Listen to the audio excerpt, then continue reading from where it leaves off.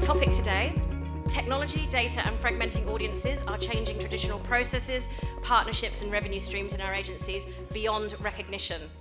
Is our industry having a midlife crisis, or are we experiencing serious structural change? How best can we set ourselves up for success in the coming years? And our panel today needs no introduction: Sue Scalacci, Toby, Chris, and of course we've got an Andy. And can I just say, in case you haven't noticed it, thank you gentlemen for wearing check shirts. I really appreciate that. And I'm just so delighted. In fact, I would prefer it if my panel was all Andrews, but we've only got one today. So kicking off then, is our industry having a Gen X midlife crisis, or are we experiencing serious structural change? Andy? No, is my answer. My perspective, I think I'd sort of call bullshit on a lot of the conversations around the industry at the moment. I think the truth is, are we all going through change? Yes. Is advertising going through change? Yes. Are we going through more change than every other industry? No. I look at our client list and they're going through every bit as much change as us. The narrative around that change is not negative, but it is around our industry, and I don't really know why. It's interesting, you look at just a couple of bits of evidence from yesterday. I like Kevin's speech at the start. The problem's still the same. Right brain people helping left brain people solve right brain problems, and only we can do that. So the demand for what we do is still there. No one in this room isn't busy, so it's not a demand problem. Clients still need what we do. The issue is really about resourcing and remuneration. So I think the demand is still there. What we do is still important. And I thought Marek's speech on Accenture, thank God we've got creative people, because I don't want to see another presentation like that in a while. But what was interesting about it is, even as someone from Accenture says, we can't solve the problem. We can define the problem, we can analyse it, but we need creative people to solve it. The other thing I thought was interesting about why we're going to get through this in great shape is he himself said artificial intelligence is going to eat the world, and it's going to eat his own process. Now, I don't think a robot's going to start writing ads, but it is going to start managing the process. So when you're in an industry which can't be automated, and I think that's one of the challenges for the media guys, they're in an industry that unfortunately at the moment can be automated. But in the creative world, I think we've got a service that needs people and humans, and if you're good enough, you're still in demand. So I don't think it's a midlife crisis, I think it's just change. I think the real problem we've got is that as an industry of storytellers, we've let someone else tell our story. And that story's been told in a negative way, there's scaremongering about it, and we're, for some reason, portrayed as the hapless victim lying on the railway tracks, waiting for the train to come and run us down, and I think that's bullshit. You just look, actually, there's a good example this week, look at Malcolm Turnbull. Same issue, he's gone, Abbott's been there going, oh, it's all doomed, we need a safe pair of hands because everything's fucked. Turnbull stands up and goes, it's a time of opportunity, and I'm going to be the man and help us get there. That's what the ad industry needs to do, and we just haven't done it. So I think it's a storytelling issue. What do you think, Toby? Well, obviously, I have to disagree, because otherwise it would be a pointless conversation. But that's the point of a panel, isn't it? So I think the interesting terms around here, so midlife suggests there's some point there's an end to this purgatory, and there just isn't, right? So this is we are these people that love change and constantly go through change. We wouldn't do what we do for a living if we didn't embrace change all the time. But are we in crisis? Yeah. What are we going to do in 3 years' time? What do we do for a living in 3 years' time? I genuinely don't know. And it's not really about automation. It's about all the changes that's taking place in our industry. And my biggest concern is we're great at talking about it. We're great at saying, yeah, we've got all these problems. We're horrible at doing anything about it. And so, and the people will, and other people will go around the side of us, and they will solve these problems for us, and we won't be left doing the things we like doing. And that's my biggest concern, is that actually there's nothing tangible happening, we're just talking about it. And something like this is a brilliant opportunity for us to actually do something. And as an industry, I think that's where we are losing ourselves. Well, it seems to me that whilst you're talking about it, again, from 3 months in, it seems to me that rival disciplines are moving into our territory, and some clients are seeing their in-house departments swelling. What's our response to that? Chris? I think you were going to reference 3 clients. One's Nike, one's Vodafone UK, one's Specsavers, and all 3 are my clients. So either we chose very poorly, or we were doing a very bad job. I think the big question on that is why are they swelling? I think if they are swelling because the client fundamentally thinks they can do a better job than you, then we're all in a lot of trouble. And I think whatever agency you're in a lot of trouble. But I think a lot of it is driven by cost efficiencies.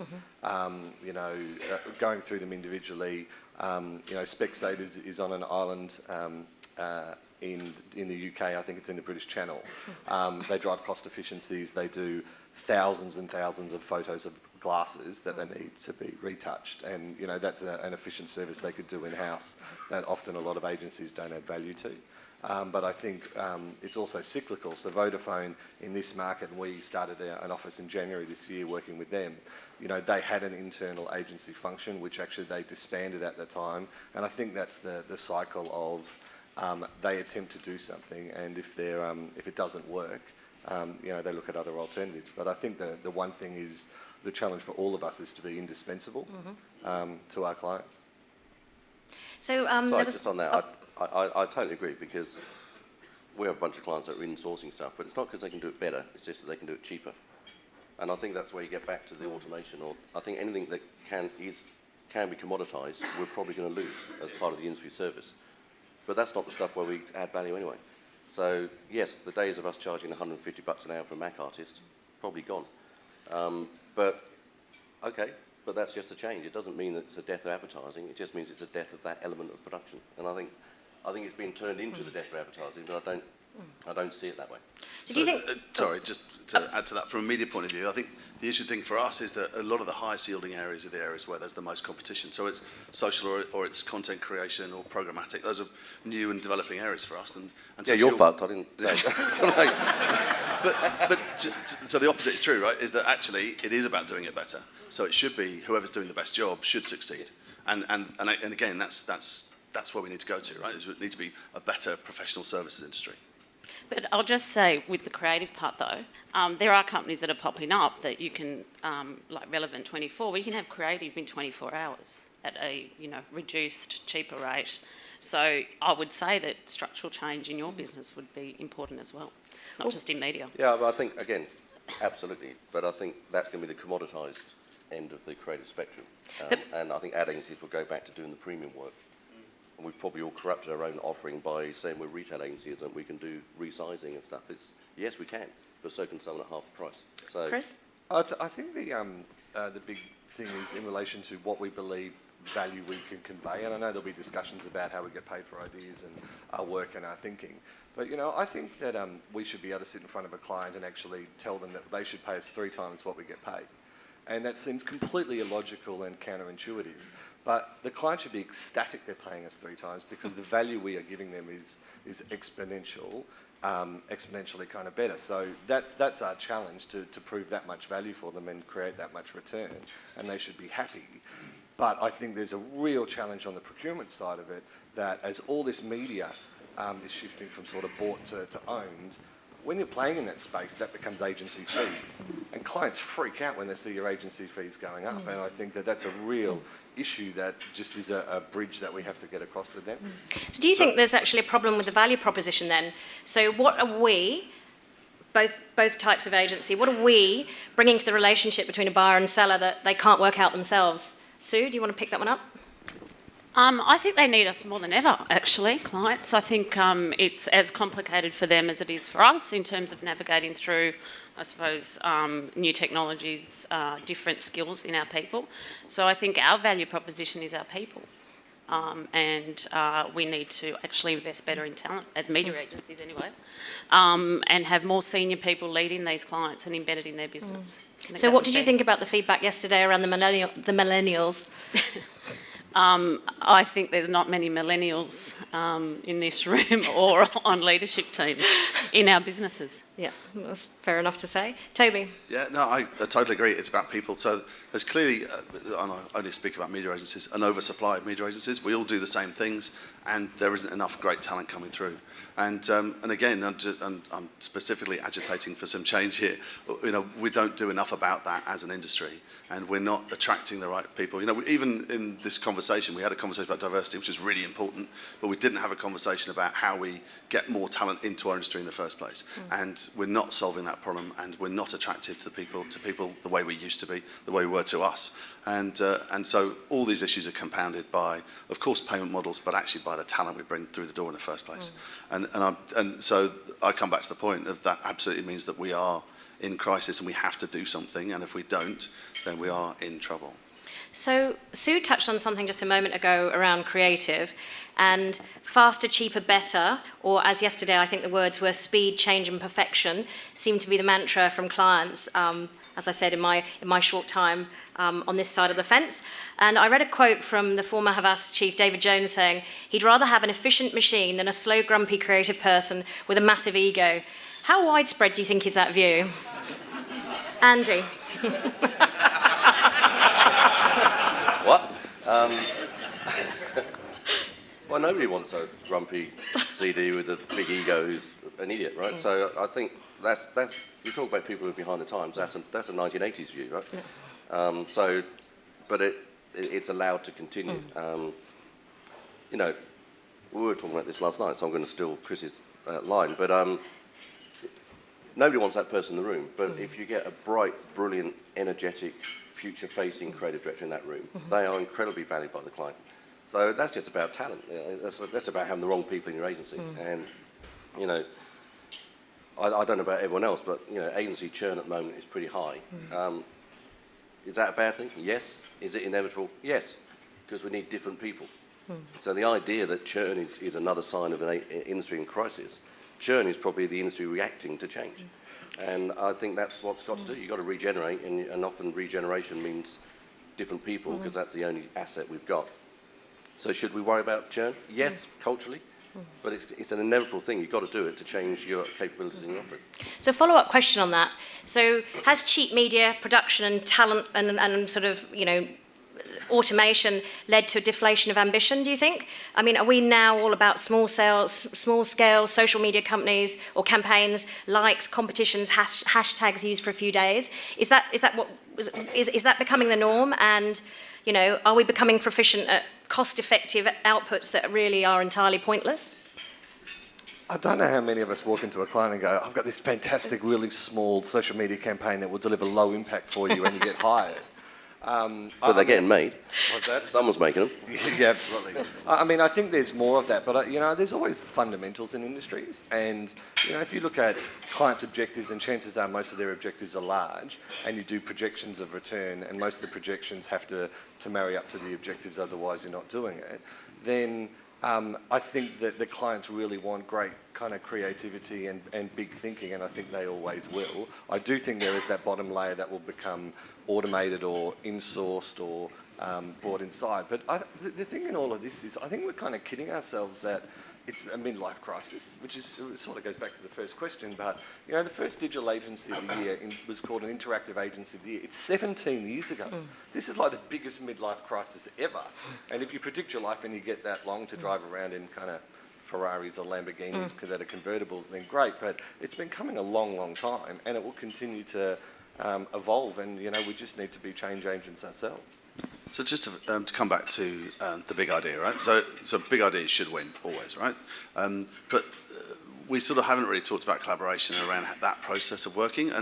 And I observe, Luce, and I'm deliberately being a bit fun here, but I observe quite a lot of protectionism, right? And protectionism around ideas. So how do we get better at working together to actually work for clients rather than just for our own personal ideas? Toby, I'm asking the questions, you're answering them. Sorry. It was just an interesting supplementary. Point of order.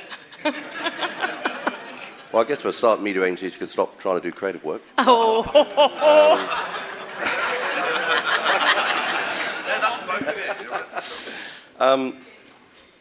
Look, yeah, it is an issue, and I think what's interesting about it is I find it ironic that Fairfax were telling us about the future of marketing yesterday. It's quite interesting for them.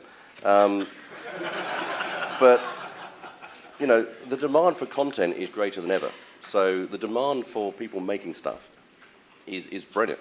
So the long tail of what's required is bigger than ever. I think as businesses, we just got to work out where do you want to play in that long tail. So if you've got quick, fast turnaround stuff happening at the small end of that long tail. That's probably not the game for high-end agencies trying to charge a premium. It might be the game for media agencies selling distressed publisher inventory, but that's a different story. If you want to be, but I'll hold them down. You can all jump on. but there is an issue about that. In that, the best ideas now, the challenge we've got is that an ad agency alone can't come up with the best ideas, and I think the smart ad agencies realise that. And yes, there is protectionism around it because it is our currency. It's the only thing we've got to sell. So being very generous with that is commercially dangerous for us. But we have to lean into that. Should I use that horrible phrase? Did we promise we weren't saying lean into 400 that? times yesterday. But if you lean into that, then we have to be prepared to take that risk because we can't do brilliant ideas without help. There's a slight change of tack here. Agencies are trialling new payment methods, and there are stories out there of agencies taking equity in smaller clients. Sue, is this real life or is this just fantasy? It's real life, and I think it's exciting. I think we have to, there's no secret, especially in media agencies, that remuneration is tight. So new models are happening, and I think it's even more exciting if you do have some skin in the game with your clients. So, it's definitely happening. Yeah. Toby? Yeah, no, I agree with that entirely. They're definitely happening. I think the interesting thing for media agencies is we always used to give away the important part. So we used to get paid for the buying bit, which is the commoditised, or we should be automated, bit, and we didn't get paid for the great ideas. And so that's the piece that we need to turn around. And how do we actually have the value conversation with our clients and demonstrate what that value is, and get paid for the brilliant ideas that come through from media that then convert into the buying piece. And we all fight that battle every day, right? And that's just an ongoing conversation. I'm not sure there's a silver bullet there. I think some of it is it's a risk versus reward situation, and I think usually the opportunity is not a massive upside. Your opportunity is actually to retain your profit, which is kind of it's certainly not an inspiring situation. I think if you can have a conversation with a client that you're adding $100 million to their business, and you will get $10 million or $1 million rather than a $5,000 bonus, then I think that you'll actually get people thinking about different models very quickly. Yeah, I agree, and I think the ad industry is the same. We make our money on the commoditised services and give away the thinking and the ideas. It's insane, but that's a hangover from the old commission structures that were sitting there. I agree that the main barrier to innovative remuneration structures is actually the clients. Because you put them up to any number of clients, and normally it's, as you say, Chris, it's an earn-back opportunity, not an upside opportunity. But we've done quite a lot of work. We've actually done some analysis across all of our businesses, looking at 3 buckets of how you can get paid. And there's a bucket based on getting paid on inputs, i.e. hours. There's a bucket on getting paid on outputs, i.e. projects or products. And there's a bucket about getting paid on outcomes, which is where you want to get.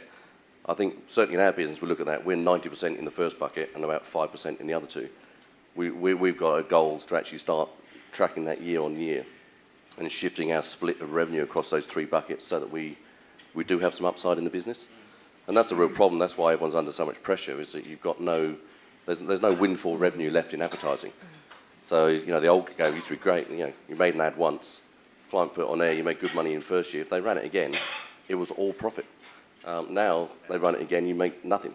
So it's in our interest to make shit ads because the clients have to keep asking to make a new one, which is kind of insane when you think about it. Yeah. So, and in a flat market, most of us are still making money, making more money year on year. So there's something working somewhere. So something I read recently said that they were surprised that with all the pitching going, I think it was one of the American guys that came over for the IAB summits, made a comment around. He was surprised that in all the reviews that he was surprised there weren't more alternative players, and he said I'd be shocked if IBM, Accenture, Adobe, Salesforce aren't interested in this kind of business. So it stands to reason that you'll see companies like this in media reviews and pitches going forward. It just hasn't happened yet. And my comment is agencies have yet to persuade marketers that their tech credentials match their creative ones. What can we do to fix that? First of all, do you agree? And then second, what can we do to fix that? I think this is the opportunity for the media and creative agencies to work better together. I think that the media agencies are probably better set up to compete in the technology space than the creative guys. And if we partner together with whatever model works, there's an advantage there and an opportunity. Chris? I think one of the worst things that's going on in the industry are digital departments, and that's where I started my career. And I think the reason is it makes business default the thinking. They're saying, I'll just give it to the digital department and they'll sort the thinking. Where the faster we disband it and actually have a full organisation that is very technically savvy, I think is the only way to really get particularly good in that space. But, I think when it comes to convincing someone you've got tech credentials, the only way to do it is actually to get tech credentials. Yeah, and there's a huge amount of cost in that, right? So I think certainly in media agencies, a lot of that, the technology side is coming from a global perspective with global clients. And so I think it's interesting that that's one of the reasons why media agencies are becoming more globalised, is because of the cost of the entry price into technology. But I think one of the things that is missing in that conversation, there might be all this tech stuff, but actually what we're going to do with it, and actually what we're going to do with all this data and these DMPs and all these platforms. And that requires a bit of a vision, and that for me is a little bit of an area we need to fill in. I think we're talking about different things here, though. We're not talking about tools and using tools and being able to build your own internal tools. It's more about fundamentally understanding how technology is changing the world, consulting with the client, helping them develop new services, et cetera, et cetera. So I think these are different. And I think that one of them is using something and one of them is saying, client, I'm going to help you navigate a future that terrifies you. And I think that's our challenge, and it's probably the greatest challenge for all the clients. Yeah, I agree with that. I think most agencies, I suspect, have built tech departments and tried to get coders in and do all that kind of work, and it very rarely works because culturally the host body rejects the donor organ nearly always, and that's why a lot of great creative people don't want to work at Accenture. You've got to realise, I don't think if you're a creative ad agency, I don't think you want to be known as being a technology company. The technology is a tool at your disposal. You want to be known as understanding how consumers are using technology, and then how to communicate through that technology. But you don't want to be a technology production company. That's right. That's commoditized. Yeah. So in the last 24 hours, if I look at the themes, so Kevin reframed our title for us, if you like. It wasn't midlife crisis, it was midlife transformation, and he talked about where we currently are it's actually an opportunity. Simon from Fairfax commented, gave us some information around the fact we should be putting our customer before the brand. Thanks.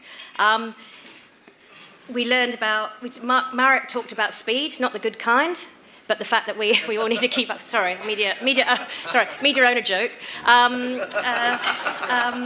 We learnt a huge amount about millennials, and I think, personally speaking, one of the things that really resonated with me is that we've got an easy win out there. Some of the information that Michelle was giving us around diversity, we've got some easy wins there. But the fact is, we know that we are evolving, and we should be evolving. How best can we set ourselves up for success in the coming years? And I'd really like just key thoughts to end on from all of you. If you start with Toby. Yeah. Okay. Chris, do you want to... I think... Andy?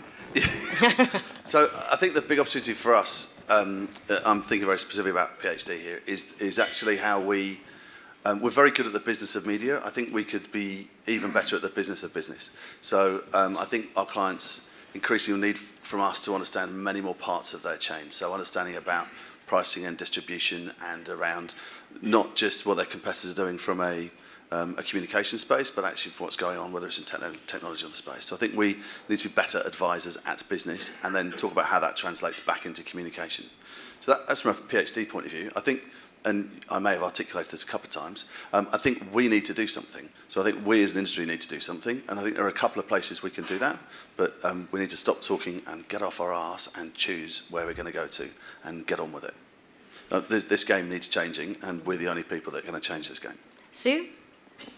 I think we do need to change and continually change, but we need to base it around what our customers want, and structure around that. So, and that will evolve and continue to evolve, and if we continue to change and structure around that, then everything else and services and diversified revenue will come after that. And that will set us up for success? I think so. Chris? I'm sitting in for Adam Ferrier, so I have to start by at least saying we need to blow shit up, because that is something that he does say. My favourite Steve Jobs quote, I think it was about 2005 at Stanford, where he talks about the dots only line up when you look backwards. And I think that we need to be a little bit more ambitious with what we think agencies should be and move into other territories rather than thinking we sit in a small little box. I was in an interview the other day and someone said, wow, you're 150 people in 4 years, that's amazing, is that big enough, when do you stop? And I said, I've never thought about it, but maybe we should be 900 people.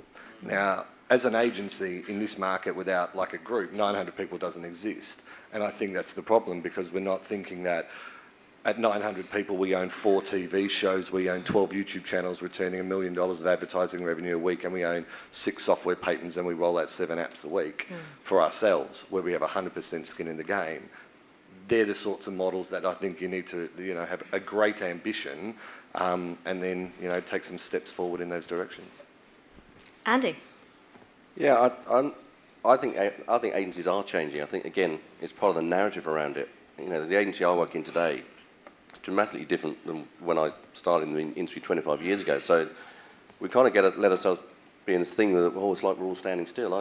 Every agency I've ever talked to and is running at 1 million miles an hour and reinventing itself constantly.